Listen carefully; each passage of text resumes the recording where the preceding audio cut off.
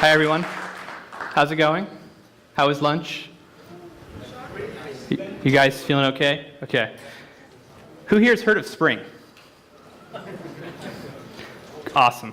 Should go over well. Okay, so if you're here for distributed data processing with Spring Cloud Data Flow. Do a quick speaker intro. My name's Bastani. I work for Pivotal. I'm a Spring developer advocate. Raise your hand if you've heard of Josh Long. Good. So I have the opportunity of co-authoring a book called Cloud Native Java. It's an O'Reilly book, and that's going to come out in January. And so Josh and I are currently writing that. Okay, so let's look at the agenda. All right. So we're going to talk a little bit about microservices. We're going to talk about what Spring Boot is. Raise your hand if you've heard of Spring Boot. Awesome.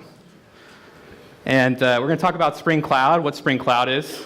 We're going to talk about Lattice, which is a cloud-native platform that uses Docker containers.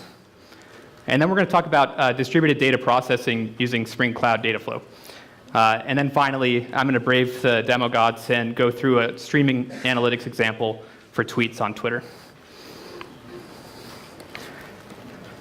Okay, so microservices. What are microservices? I think we've heard a lot about microservices lately.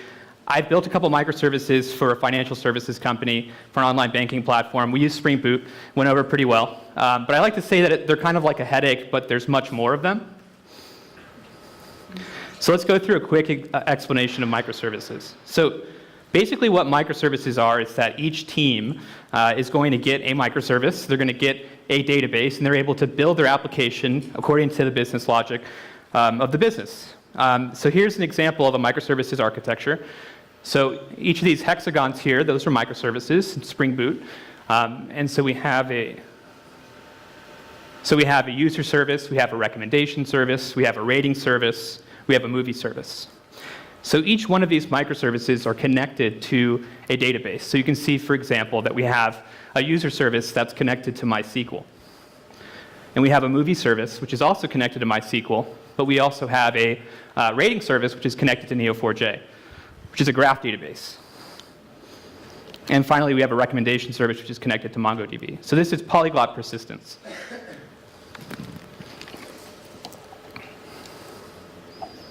All right. So let's talk about what cloud native is. So cloud native is it's microservices plus the operations side. So if you're a developer and you've built microservices, that's one part of it. But there's also this whole entire part of scaling microservices in production. So we call cloud native. So let's talk about what a microservice deployment looks like that's cloud native. So here we have an example of a virtual machine. This might be on AWS. We have multiple containers here. So each of these containers might be a Docker container, and they're running on a single VM. So each one of these microservices, Spring Boot microservices, can be containerized with their application dependencies. And then each of these containers gets scheduled on a virtual machine in production. Something to note is that each one of these containers also has apps that are containers that are allotted a resource policy. So maybe you have 20% CPU on one, maybe 30% on another. So why do we do this? So this helps us do something called auto-scaling. So auto-scaling is important because it optimizes the cost of a cloud-native deployment. So here we have four virtual machines here with their scheduled containers, which have their applications running on them. So as we scale out, we can actually increase processing, increase the amount of nodes, but we only have to pay for 4 virtual machines. So there's some problems involved with this. So raise your hand. I'd like to get a poll here if you've heard of Docker. So Docker is pretty popular these days, and this is kind of that Docker model. So for a cloud-native microservice deployment, there's a problem, right? So as you spin up new virtual machines, finding other virtual machines that have an application dependency is kind of a problem. And so there's ways that we can solve this. One of them is service discovery. So here we have 2 virtual machines with their containers, and we have the connections between these containers. So now let's talk about what Spring Boot is in relation to cloud-native deployments. So Spring Boot is a JVM microframework for building microservices. And my colleague Phil Webb, who works on the Spring team, he's the lead of the Spring Boot project, had a really interesting tweet, which laid out what Spring Boot is to the Spring ecosystem. So he said, for those on Reddit that's saying that Spring Boot is the framework for a framework, here's a diagram. And we have Spring Framework on the left, which is a series of ingredients. So you might have security, or you might have Spring Data. So these lower level components you actually have to put together, string together yourself in the past. So what Spring Boot is to that is the full cake, and you can decorate that cake the way that you want to. So it's just basically a service template, and you can add Spring Boot starter projects to it, and you don't have to go through the manual process of composing these yourself. So what does that mean? So Spring Boot microservices, you might have a role on each service. So here we have that example from earlier. So we have 4 green hexagons, those represent microservices, and those need to be connected somehow because they have dependencies between them. So we have a discovery service in the middle, which each of these services is going to come online, it's going to register with the discovery service, and then it's going to be able to find other services that it needs.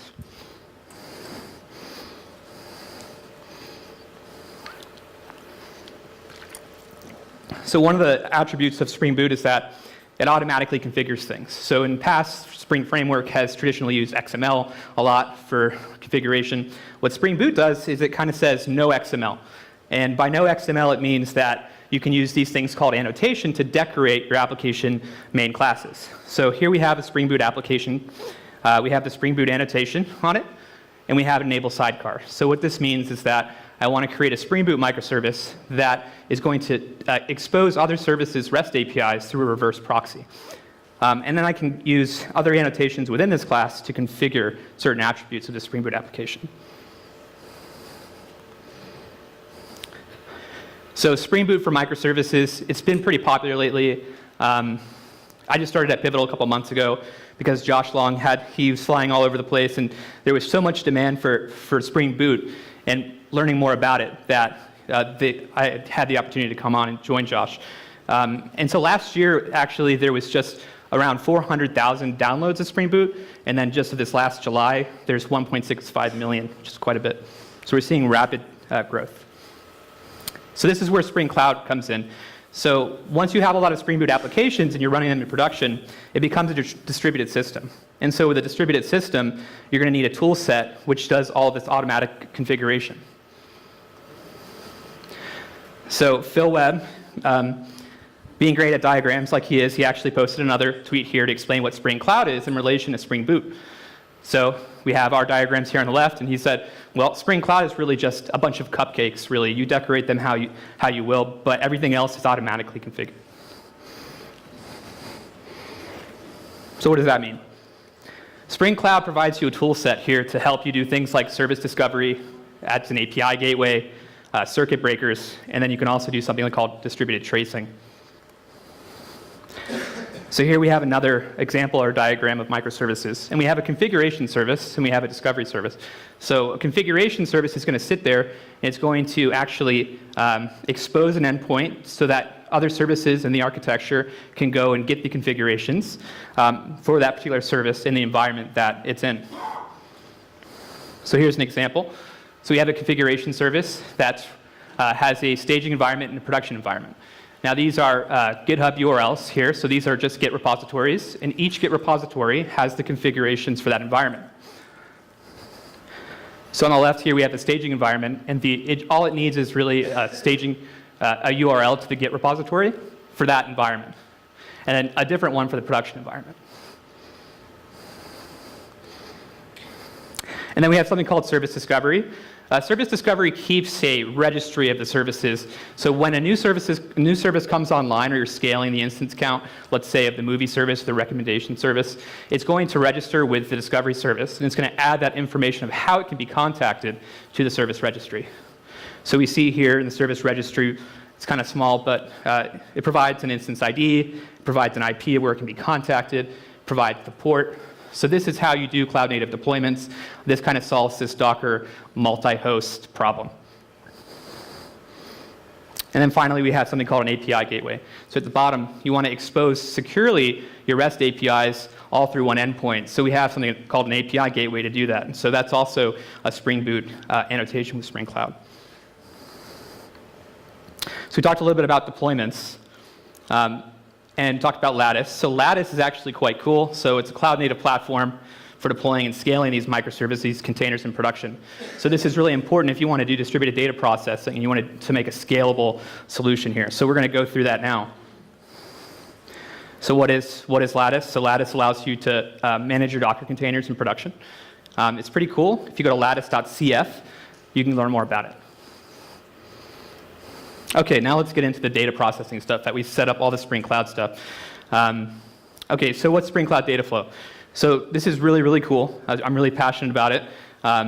What it is, it's a Java microservices pipeline that allows you to process data. So you can use Spring Cloud, you can use Spring Boot to create a data processing pipeline. So you design this pipeline, and each part of this pipeline is scalable. So how do we design a data processing pipeline? So we start by understanding our source data. So let's ask the question, what do I want to measure? So the example that I'm going to show is trending analytics on Twitter. So if you've ever gone to Twitter and you saw Twitter trends, how do they measure that? How do they create that? Then you want to understand what the total function is of your pipeline. So what does an individual message in my pipeline contain? So that unit here for the example of a Twitter analytics pipeline would be a single tweet. And then finally, understand what you want to measure. So what is it that I want to filter or maybe measure to understand from this stream of messages? And so for the example of Twitter analytics, maybe we want to extract out a series of hashtags and be able to show real-time analytics on the hashtag counts over time. So you want to see the velocity of these hashtag counts every second. So the end result here is that we have a graph that shows the velocity of each tweet, its hashtags over time, and then we have real-time streaming analytics available to maybe our business users so that they can make better decisions in real time. So what does that look like? Okay, so here each one of these circles is going to represent a Spring Boot module or microservice. So we have data that's coming into this source module, so that's ingesting messages, and then we have, and then it's going to pass along its messages to a filter module. Now, that filter module is going to be responsible for only finding the tweets that contain a certain hashtag. And then we have processor module here, which does transformation. So it's going to look at each one of these tweets. It's going to extract out a series of tags, and then it's going to pass those on to the counter module, which is then going to increment counts for each one of these hashtags so that we can do streaming analytics. So why this is very useful is that it's scalable. So you can scale it using containers, and you can use auto-scaling to do that. So for each of these Spring Boot modules, what we end up having is that we have an input channel, which is a message queue. Then we have our Spring Boot service, which performs the function. And then we have an output channel, which is another message queue. So it's very simple. So this is the basic architecture of each one of these services. So each one of these input channel and output channels is going to have a name. So a Spring Boot service is going to ingest messages from maybe it's a tweet stream module. So it's going to look at that channel, it's going to input those messages, and then it's going to output into a channel with a different name. Just like this. So we have our messages coming in, our Spring Boot service consumes those messages, performs some work, and then it outputs new messages to another queue. And that's it. And so the goal of this is this is a Spring XD admin UI, which we're going to tempt Fate later to show, is to show real-time analytics. And so what we have here, actually I did this on a plane coming over yesterday. So I was over the Atlantic, and I was kind of disappointed because I didn't get to celebrate Halloween or dress up. So I was working on my demo, and it was kind of cool actually to see over time what tweets, which hashtags on Twitter were really popular. So here we have Halloween and happy. Okay, so let's talk about how we're going to set up this data processing pipeline. What's the makeup to be able to do this? So we want to build something like this. We talked about this earlier. So we want to have a source module, which is going to ingest messages from Twitter. Then we want to filter those messages with a certain hashtag. Then we want to process those messages and transform them into multiple messages containing individual hashtags. And then finally, we want to post that to a counter module, which is going to increment a count for each hashtag that's found in a Twitter tweet, rather. And we're going to save those, sync them to a database. So what does the tweet source module look like? First, let's talk about the responsibility of a source module. So these are really these basic building blocks of Spring Cloud data flow. So responsibility of a source module is going to be to ingest data from multiple sources. So you can actually use multiple different forms of this. You can use a REST API to post messages to a source module, which is going to turn those into messages and pass them along in the pipeline. Or you can consume from HDFS, or you can use a Twitter streaming API and consume messages from there, which we're going to do. And then the goal is to transform these into a stream of discrete messages, these blocks that are uniformly distributed, such as an individual tweet. So finally, we want to output those messages to an output channel for the next service to process. So this is kind of like a factory line. So the first thing we want to do is to ingest those tweets, right? So this is what that looks like. And we're going to go through the full pipeline here. So we have the Twitter streaming API. We're connected into that, and it's continually aggregating tweets that are coming in, and it's separating each tweet into a message. So what that looks like, kind of using that diagram from earlier with the input channel and the output channel, is that we have our tweets coming in to our streaming endpoint, and then we have our Spring Boot source module here, which is going and parsing each one of those tweets, creating a single message for them, and then passing it along in the chain. So it's going to pass that to a channel called Twitter Stream. So now we want to add a filter module to that. First, what are the responsibilities of a filter module here? So the filter module is just going to filter messages from the source module. So it's only going to take a percentage of those that match a certain criteria. So this allows you to filter noise to increase the quality of your measurements. An example of that is if I only wanted to measure tweets containing a hashtag, maybe it's hashtag Java2Days. So let's visualize now the filter module. So we have our tweets that are coming in from the source module with the channel Twitter Stream. So we're looking at that message queue. And then we're going to filter those down to only messages that contain the hashtag Java2Days. And then just like before, we're going to pass that along to another output channel, but we're just going to change the name of the output channel. So we'll change that name to processor stream now.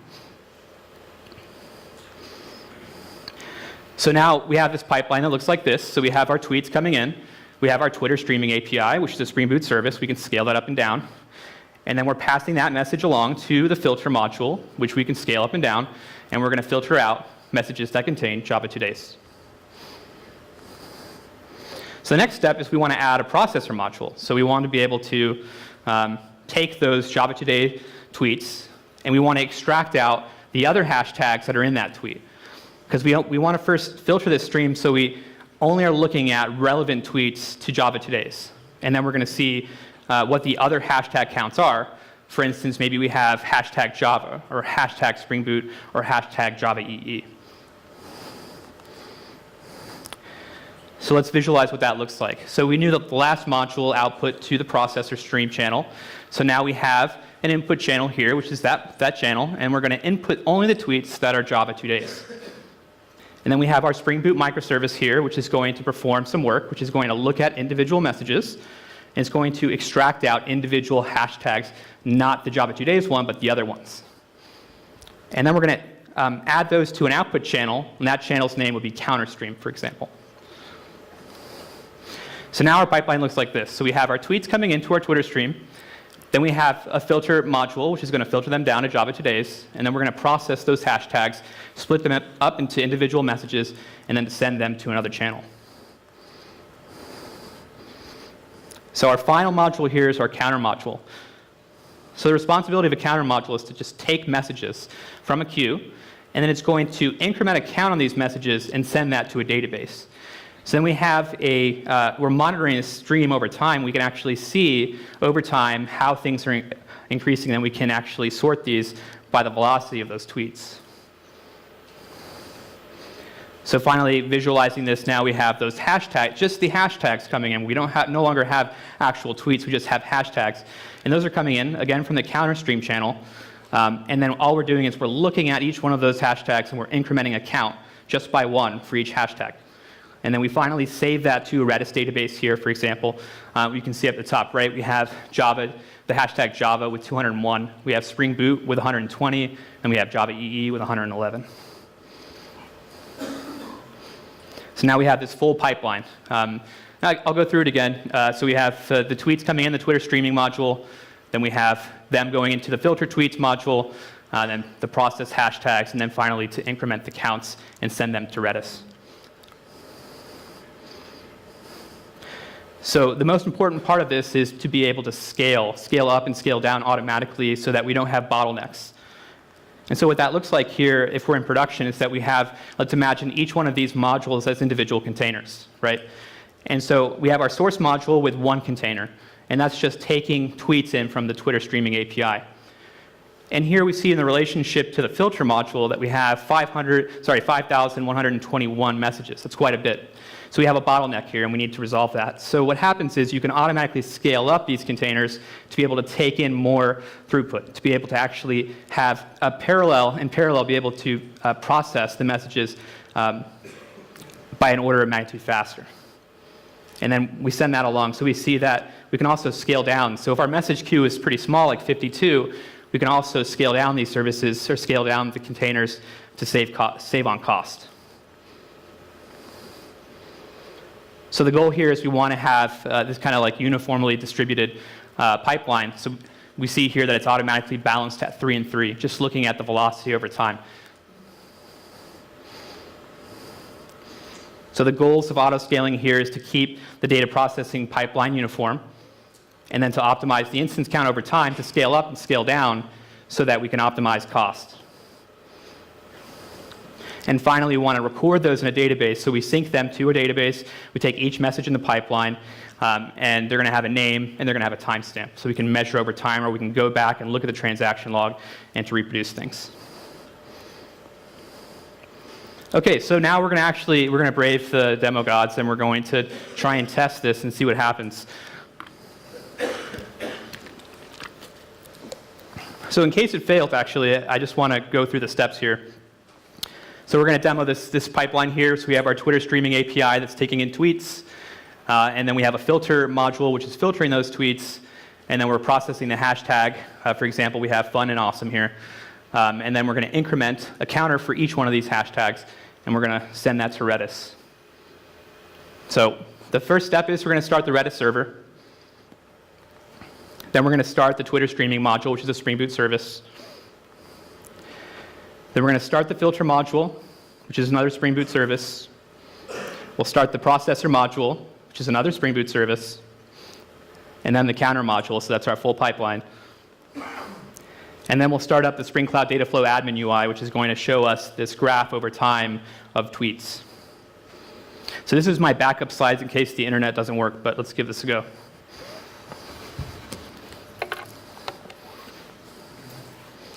Okay, so let's see. I'm going to just do a quick curl command. Cruel. Okay, it looks good. All right, so I'm going to start up the Redis server. It's our database. And here's the Twitter stream source module. So we're going to start this up. So I'm using a Maven Spring Boot command here. And we can see what the output stream is. So we can see that the output channel is Twitter stream.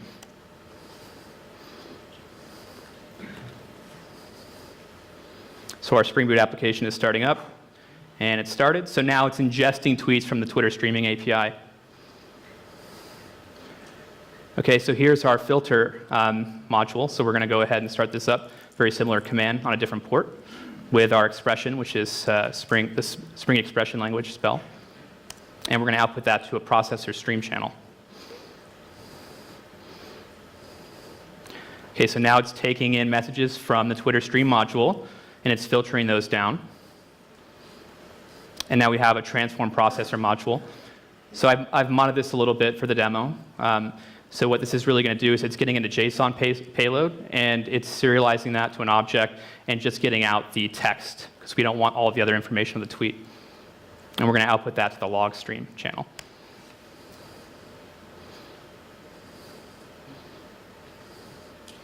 Okay, that's started up.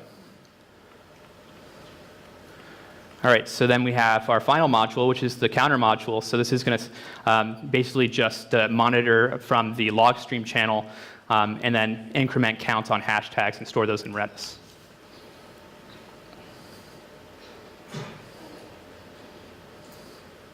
Okay, so that's started up.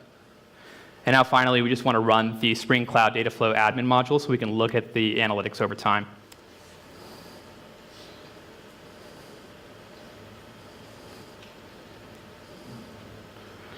So if this is all working correctly, I should be able to reload the admin UI and hopefully see some data. Oh, yes, there's data.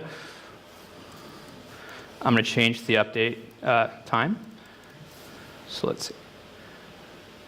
OK, cool. So now we have that full pipeline working, and we can see over time a graph that shows how many tweets per second for each hashtag. Sorry, how many hashtags per second for each tweet. So we can see here, I'm not even going to try to pronounce the first one, but we have a value here in this column. So we have our hashtags in the stream column. We have our value here, which is the number of tweets processed, or the number of hashtags processed. So we see here that this one is at 77 in the lead. So we see weather. Weather is always, everyone is always tweeting about weather, I've noticed on Twitter. And so we can just see, I just have the top 10 here. And that's pretty much it. So while this is running, I'll let this run and take questions at the same time. And we'll see what wins at the end. OK, so let's go ahead and take any questions. If you have a question, go ahead and raise your hand. Yes, over here. How coupled are these various meta frameworks, I guess, Spring Boot, Spring Cloud, and so on? Yeah, the question was how coupled are these frameworks like Spring Cloud and Spring Boot? They're not very coupled. I mean, the cool thing about what Spring Cloud provides you is that it's pretty uniform in the way that it integrates with other processes or other languages. So for instance, we have something called the sidecar, which I showed earlier, which is a reverse proxy. Now, these are always exposed as REST APIs. And these REST APIs, you can integrate with any language. So if you had Node.js that you wanted to register a service on there, you could just call the REST API and register the service. And it's just going to expose back information about where that REST API can be contacted. So it's not very coupled. Any other questions? Any? OK, right here. When you show the service discovery example, the service is already configured with some static IPs. So how does this actually work in case you need to find your own? I'm going to come over. Sorry. So the services discovery example. Yeah. The services were configured with some static IPs, as far as I saw on the slide. So if you need to add more nodes, for example, for this service, how does it work? How do you configure this dynamically? Yeah, so the cool thing about that is that they weren't static IPs. So what happens is that when you're making a call to register your service to the discovery service, it's getting the IP from the request payload. So it's understanding all this information because the service that's registering is providing the information about where it can be located, like its IP address, to the discovery service. So that's then downloaded by other services, and they have a client-side load balancer, which then will ping, say we have different dynamic IPs, and it's just going to make a request to that IP that's different. So there's no static IPs. Aren't you supposed to provide this configuration upfront, or how? Yeah, so that's why we call the configuration service. So the configuration service is going to provide all the information that individual services are going to need, and like the location of where the service discovery, like just the host name of the discovery service, which then is elastically load balanced. And so all it needs to do is to resolve that host, and then it gets all the other information it needs in real time. It's pretty cool. Any other questions? Yeah, over here. In case you need to integrate with Twitter or any other third-party service, do you use endpoints from the Spring integration suite? Or? So for this, actually, we have an example project for the Twitter stream, which uses, it uses Spring integration. Yeah. Any other questions? In the back here?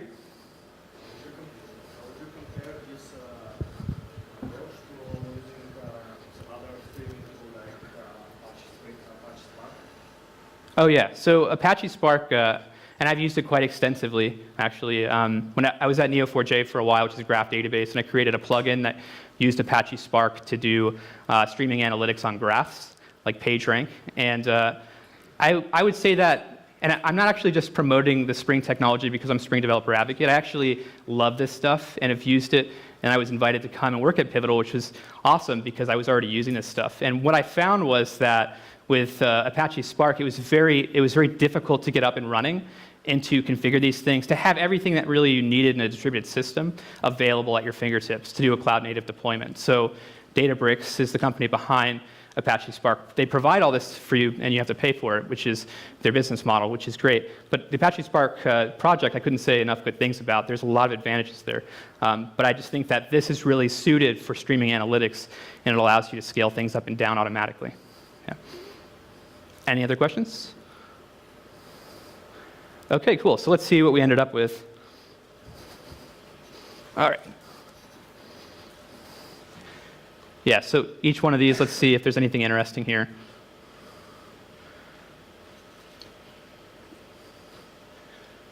Not really. So, I mean, that's about it. If you have questions, I'll be up here afterwards, and I'll take your questions privately. Thank you, everybody. Please follow me on Twitter. I think I have that here. Yes. Thank you very much.